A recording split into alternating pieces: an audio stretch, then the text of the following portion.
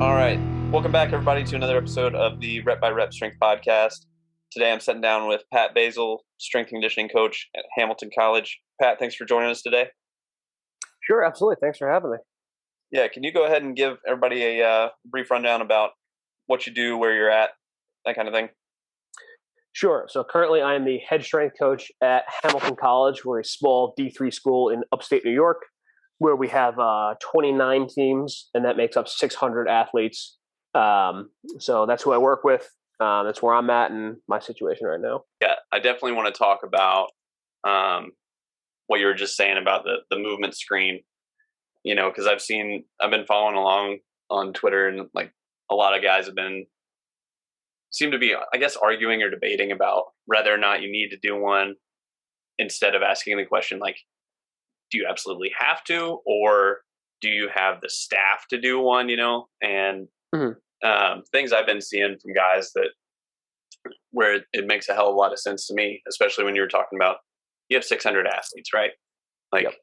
When are you going to take 600 athletes through, an FMS screen if that's what you're doing, Whereas, absolutely, you can get a pretty good idea of who has what movement efficiencies or deficiencies, when they're in the weight room every day, and give you a pretty good read on what they can do. So, when versus some other coaches that might only have, like at a bigger school, might only have one or two teams.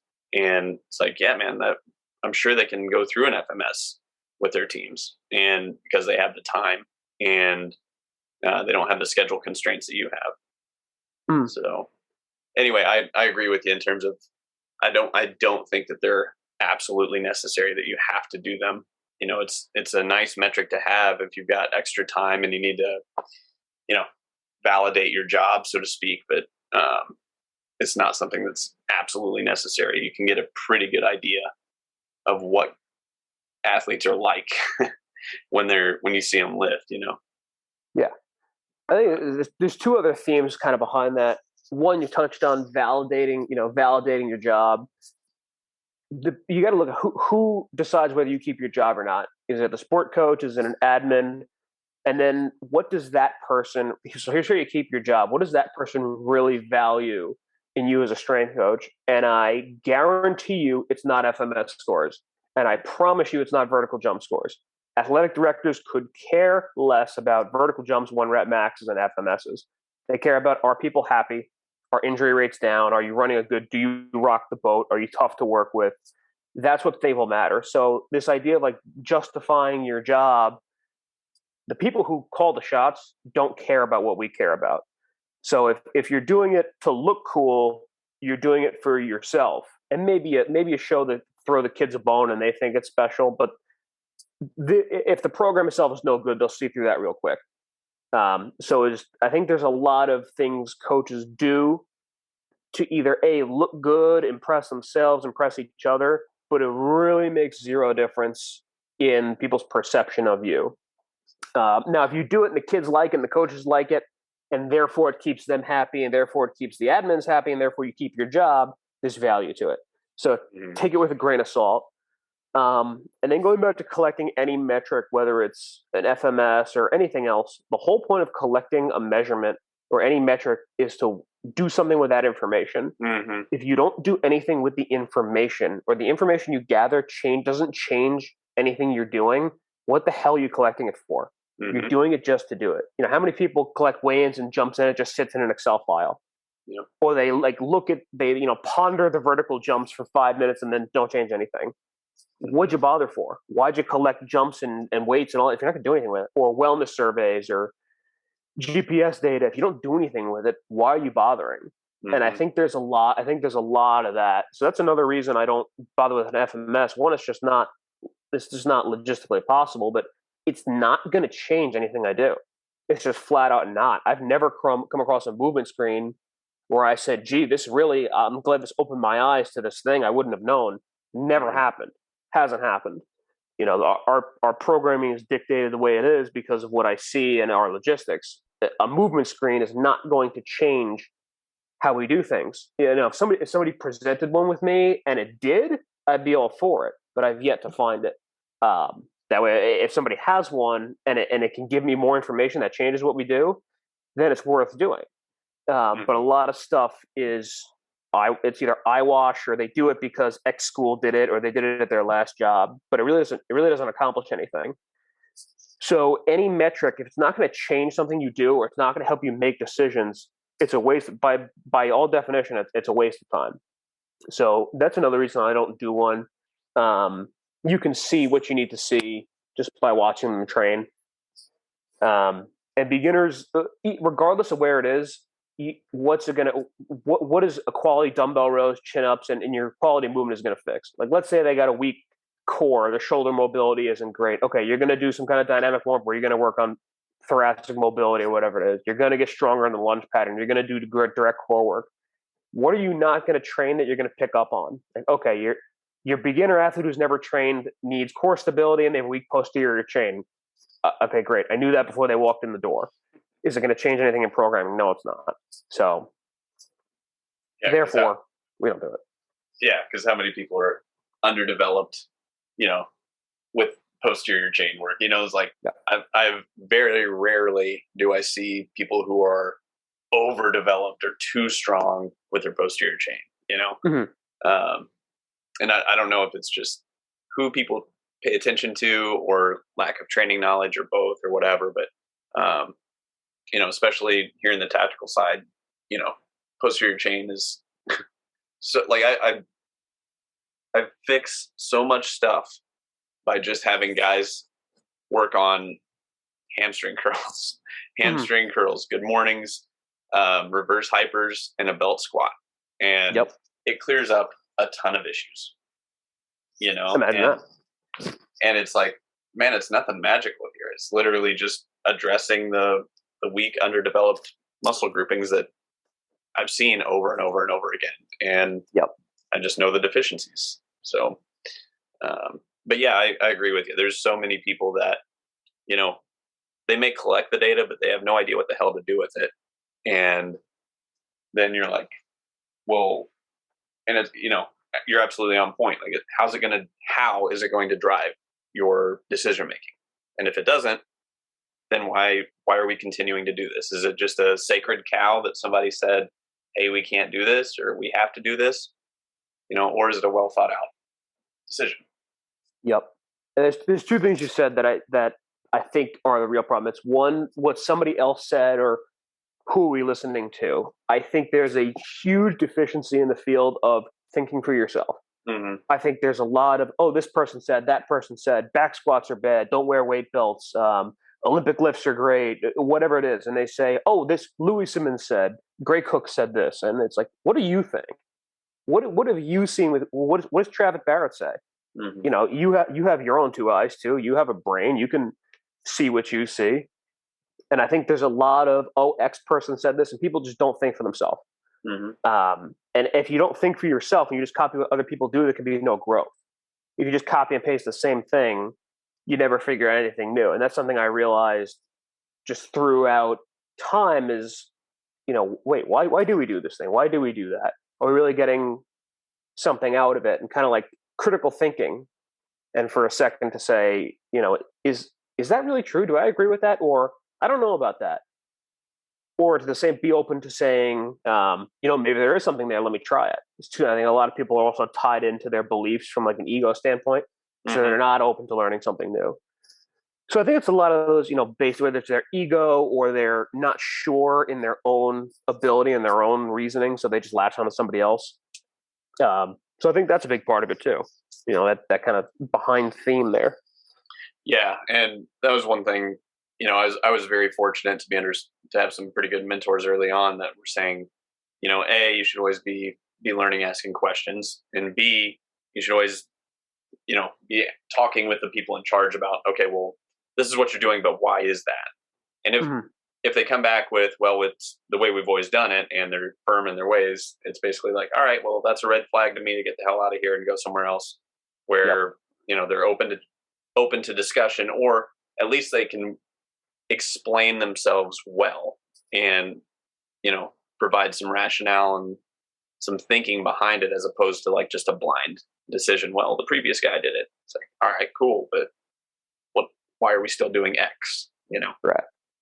But yeah, I don't know. I've been talking with coaches the past couple of weeks about how much I see like a lot of black and white camps on certain topics within the field, and it's oftentimes not so black and white.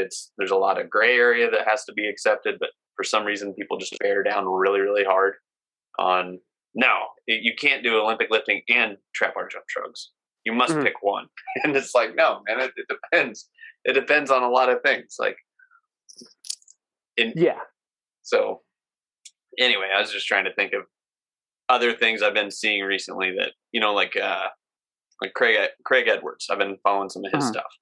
And I think what I saw from him with the movement screen, if I remember correctly, is, seeing, if you watch an athlete do a single leg RDL and they can do a chin up, that's his movement screen. Yep. And I'm sure I'm missing one or 2 points that he said, but I mean, that's the gist of it. But the other thing is that I think he caught a lot of flack for as well was his comments on core training, just giving his opinion, his thoughts on how to train the core or whatever. And everybody got all up in arms about that. So that's another one where it's like, well, you can do a lot of different things. You don't have to have either or, Yep. So, but anyway, so with your athletes, like when you have them come through, and you said you've got like 10 racks that you're effectively working with the group on, right? Do you have it set up where there's athletes with each team that go to their assigned rack and then they're working through like mobility, flexibility while someone's doing a main lift, or how's that structure look? Yep. So I don't have assigned racks or anything. It's just partner up and go. So I do it. I don't want to say like autonomous, but I don't have a ton of rigid structure because you spend more time playing hall monitor and traffic cop than you do actually training. So I don't structure it too much of you go here, you go there. Also kind of takes care of itself. I'll tell them partner up with similar strength people or similar height if it's a squat, because they have to set the pins. Yep. And they figure it out amongst themselves pretty quick. All your 5'10", 300-pound squatters are going to go together, and your 6'5", 135-pound newbies are going to go together, and they kind of just figure it out. And then our programs are like 99% set in trisets. For that reason, so we have the racks, we have the open space, and we have the dumbbells. So typically it's an exercise that's done on the rack, something that can be done anywhere, and then something that can be done with dumbbells or machines or whatever it is. So that structure creates flow because they literally have to go to different points in the room and nothing gets too tied up. So with a big group, if you get four kids on a rack, one person's squatting, one person's doing a box jump, another person's doing like a one-arm overhead press with a dumbbell. So you have somebody on the rack, somebody in the open space doing a jump, and then somebody with a dumbbell, and then somebody in transition. And just that structure keeps it flowing. So that's kind of how I program, is something on the rack, something that can be done anywhere, something with the dumbbell, so on and so forth. And then I just plug in exercises where I see fit to fit that structure. And that drives a lot of it. What we do versus what we don't do is going to be driven on, okay, I'd love to do a squat jump here. Okay, but we're using the bar to squat with, so we can't use the barbell. So what do? Okay, we'll have to do a dumbbell jump instead. We do a dumbbell jump because the bar's taken. And that's the only reason we do it. Or like, I'd love to do trap bar jumps. Okay, well, I'm using trap bar deadlift, so I can't do that. Or I want to bench press and chin ups. That's a good, agonist antagonist, but the chin up bar is above the bench. You can't do that. So what do I have to? I have to superset bench and say dumbbell rows and do chin ups later because the bench is already taken. So it's just making it fit the flow of your room, and that's really all it is design the program to flow well in your room, and all that stuff kind of takes care of itself. Mm-hmm. So when you're talking about similar strength levels at the beginning there, what do you guys do? Any sort of testing, or do you view that as like a missed training week altogether? How's that look for you guys? getting away from it. Some still one rep max test. We used to one rep with a lot of teams. Some still do it. Some have gotten away from it because I've realized we kind of milk the max strength for what it's worth, not at the end of the semester. So typically, when you test, like a one rep max or three rep, whatever you do, it's like a testing week at the end of the semester. Well, what if you're in the middle of the semester or in like 6 weeks in, and you've said, I think we've gotten enough out of this. Why not switch now? Mm-hmm. So I'm not just going to pull a one rep max out of thin air. So for those teams, like baseball is a good example of this. I was watching the guys train, and we were pulling like serious weight on the trap bars, and I'm like, I think we're strong enough. And I was calculating, okay, the guys on average weigh about 180 pounds. They're pulling like double body weight for reps. It's like, okay, I think we've gotten enough out of this. So I asked a few guys, how many more could you do? Come up with a quick like reps in reserve. Okay, that puts this guy's max at like 2.7 times body weight. Okay, he's strong enough. So it's kind of like those, like almost like an eyeball test of like, okay, I think we're strong enough now to start to switch. So testing, some we do a one rep at the end of the semester, but some I've just found it's not necessary. Just by watching them hit like a couple of heavy triples, you can see, okay, they're in a strong enough range. I really could care less what the actual one rep max is. They're strong enough. Mm-hmm. And I think a lot get tied up in, oh, what is the actual one rep max number? Man, who cares? Mm-hmm. Whether it's 2.6 or 2.7 or 2.8 times body weight, it doesn't matter. At a certain point, it doesn't matter. Yep. So I've realized earlier than the end of the semester, they were strong enough, so I made that switch. So as far as testing, some do it, but I'm getting away from it just because it's flat out not necessary. I can get the same information just by watching them and kind of doing quick calculator math, seeing where they're at relative strength-wise. And all your returners kind of know where they're at. The 200-pound squatters and the 300-pound squatters, they know who each other are. So they'll kind of partner up. The freshmen, the kids who are serious and have lifted before, they'll find the peers. They'll be sniffing the other strong guys out. I did that when I was a freshman. I knew I was stronger than most. So you find where you need to go, and the other ones kind of just group up together. It's like you go with your roommate because you don't know who else to go with. Well, that actually works because you're both novices, so that's fine. Mm-hmm. Again, it kind of takes care of itself. Or even after one day where you get the seniors end up with like a freshman, that freshman's going to find another rack the very next time. Or I'll say like you go over here with them. Yeah, there you go. That's a better mix there. So again, it just figures itself out. Yep. Yeah, it was a when I was at that small NAIA school, and we had football. So it was what made it interesting was it was an all Native American school. Mm-hmm. And we'd have basically at least two groups of 30 for football come in.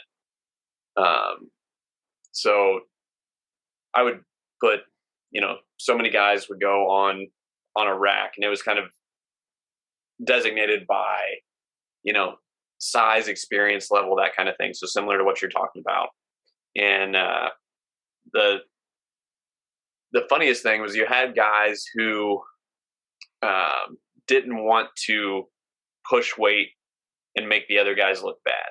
They wanted to hang with their buddies and, all stay at the same weights and all this stuff. And it really took some time to get them to understand of like, hey man, like you're capable of more. You have to actually live up to your potential here, and you have to actually push the envelope. And mm-hmm. if you leave your buddies behind, that's fine. They may leave you behind in other lifts, but you've got to push it. And that was just one of the big hurdles there, because it's more of a collective culture as opposed to, culture that I'm more accustomed to, where it's like, no, you want to stand out. So mm-hmm. for them, it was like, no, don't want to stand out too much. So, anyways, it's just interesting to watch the dynamics of play in a situation like that. Yeah, for sure. So, are there any freshmen who come in that are just like, you're very impressed with, that are stupid strong, or do they all need quite a bit of coaching right away? We run the gambit. There's freshmen that can't walk and chew gum at the same time, and we have freshmen. Like I have one baseball pitcher. he can lunge. He can reverse lunge on a safety bar like 1.7 times his body weight. It's insane. And it's like, crap, what do you do? Like, you're a finished product. And he was talking to me like, should I focus on more like power stuff? I'm like, yeah, we'll talk about that like after the season. But yeah, dude, it's about power. You are strong enough. So we get guys like that. And then you also get, let's say, a soccer player who's never lifted before, who was probably even told lifting is bad. Yep. So you get the whole gamut. Or kids who are like lifted, bench press and curls in high school, and they have some experience. So we really run the whole gambit. You see it more with some sports than others, but it does happen. We had baseball players who never lifted before, and they're in the same class as the other guy. Yep. So yeah, it's all over the place, and that's a kind of unique challenge to this level. Is all those guys are walking in the door at the same time, regardless of class level, and you got to figure it out. How do you program to that level, not knowing where they're at, or with such a wide variety of skills? And I think that's a common problem you see. Like a high school strength coach can see upwards of like 60, 70, 80 kids. Some show up every day, some don't. And it's how do you program? So one thing I've done to solve that problem is you pick things that can be done well by all levels, but are scalable. Like, for example, a reverse lunge, a novice can do just the bar, and it'll be fairly tough to do like a set of 8 with just the bar, and they just get the movement down. Whereas 1.7 guy can rep out his body weight for sets of 8. So it's scalable. You have the same group doing the same lift, but at different weights depending on where they're at. Like we had in that same group, there was a walk-on kid showed up second semester. Okay, he's doing just the bar, where 1.7 guys in the corner doing his thing. So same sport, same class, same exercise, just scale to where they're at. So you pick things that also fit that notion. It's another reason why we like a trap bar deadlift. Novice can do the 25-pound bumpers. Your advanced guys can pull 4 wheels. Yep. So it's scalable.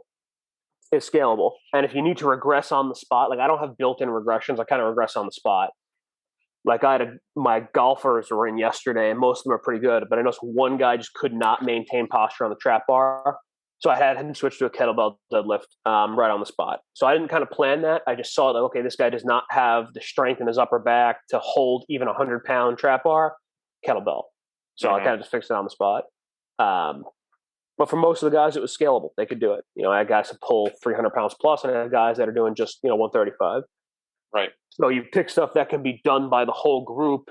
And again, that goes back to your programming. That kind of logistical stuff drives your programming. So I say, I want to do reverse bands, this and that. I want to do bands and chains, Louis Simmons, or I want to do cleans. Okay, well, if you have a kid that can't walk up the stairs properly, cleans and snatches aren't going to happen. Whereas if you have a kid who you had for 4 years, they may be an expert cleaner, but these freshmen aren't. So you have to pick things. If you do have such a mixed group, you have to pick things that are scalable across the board, that can be done well by everybody across the board. And I think a lot of people get entrenched into certain things.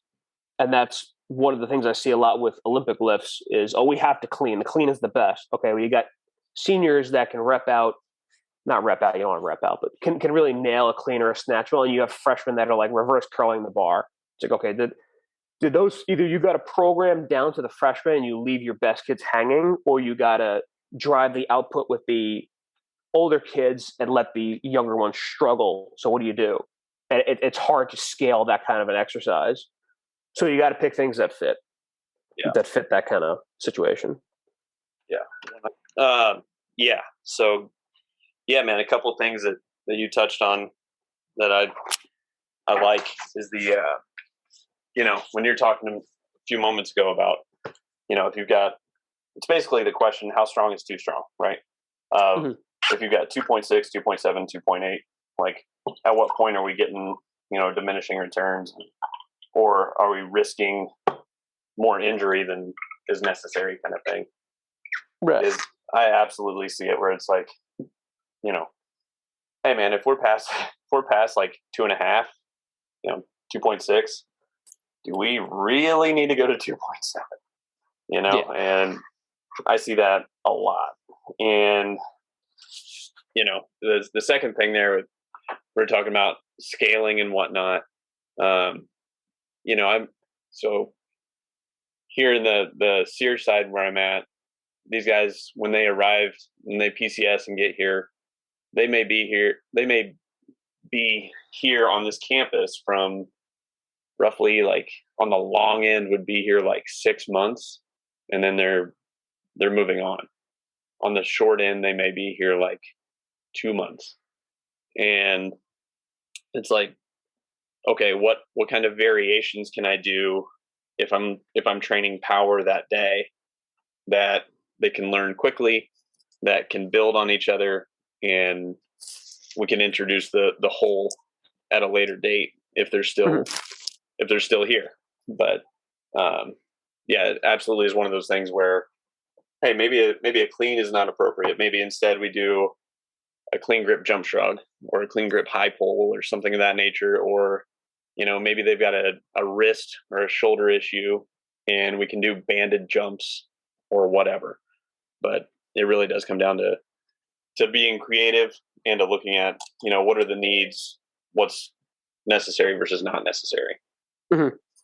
So, but yeah, I think in your situation where you've got obviously large groups all at once around the same age, and you're likely going to have them for all 4 years, right? So, yep.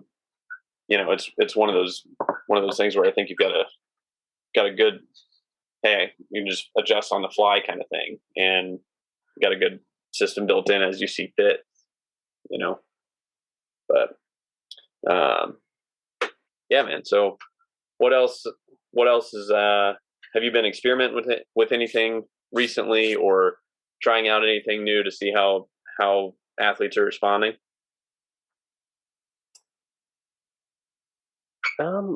Not particularly. Like you said, we kind of figure out the structure and a system that works for us. Mm-hmm. But put a lot more emphasis on single leg work, and that's because I think we maxed out that bilateral strength fairly quickly.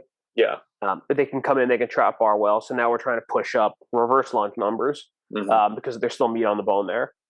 So I think that's one thing I'm placing more of an emphasis on. I've always done unilateral as an accessory movement, or like a secondary thing, and now I'm making it more of a primary thing. It goes back to, okay, you're strong enough in one thing. Okay, find something you're not strong enough in and make that strong enough. So, for example, taking that baseball example, they're moving weight on the trap bar and the squat, but the lunges were good, but not great. Okay, let's get the lunges great now. Let's get lunges great, and let's transfer the bilateral stuff to more of a dynamic effort because they're already strong enough. Let's drive more bar speed there, and let's get strong enough on the lunge. So play around with that. That's pretty much it. I think just make sure our program stands the test of time and it continues to work. At a certain point, you develop the system and you make little tweaks here and there, but that's the whole point of the system is you let it run. And you don't need to innovate every semester. It's okay. This works for us. Good. Go run it. Have a ball. And don't sit at your desk for an extra 10 hours a week and think, oh, well, what kind of dumbbell row can we do better? Dude, who cares? Like, the whole point of having a system is to let the system run. So in that sense, not really. We're not really doing a ton of new stuff because it works. What we're doing is working. We're just going to do it and go execute. Gotcha. Yeah, that was one thing that was nice for me when I was at the NAI schools. There were some guys that would come in with a good training age, and it was a fun time to experiment and try, like, okay, for especially like track athletes, I think was the most fun to test with, like, try different things with, because we're going to try this for this block of time, and then we'll take it out and test it. Do you throw farther? Do you run faster? Cool. All right, let's make an adjustment. But for most of the teams, like, you see the same levels of deficiencies and whatnot. And, to your point, you can basically keep the same system in place. But then with some of those track athletes, it was, okay, cool. Let's try let's try, for example, like French contrast. And then with this team, let's try, or this individual, let's try a full triphasic training. This one, we're going to try a little conjugate, and just see how the athletes respond. But I think that was a good time to experiment and test and just keep that stuff in the back of my head about, okay, maybe if I've got somebody for a very long time and they plateau at a point, we can start introducing some advanced concepts. But it's one of those things where I see people advance things too quickly, too soon for athletes that are absolutely amateur, So for sure. Anyway, but yeah, so I think we'll wrap this up here in just a minute. But yeah, man, one thing I wanted to touch on, because I think there's probably a couple strength coaches that are listening to this, or aspiring strength coaches. One thing that I've seen you post quite a bit about is financial wellness. So is there any good resources you have that you would suggest for strength coaches in terms of actually getting themselves educated on finances? Absolutely. Yeah, I have the perfect resource for that. And I know it's good because my fiance and I wrote it ourselves. Okay. She is a recently minted PhD. So she was a grad student for 4 years. I'm a strength coach. So, I rose the ranks, volunteer, part-time, so on and so finally full-time job, the whole bit. And she was a grad student. She started out as an adjunct professor, which is part-time.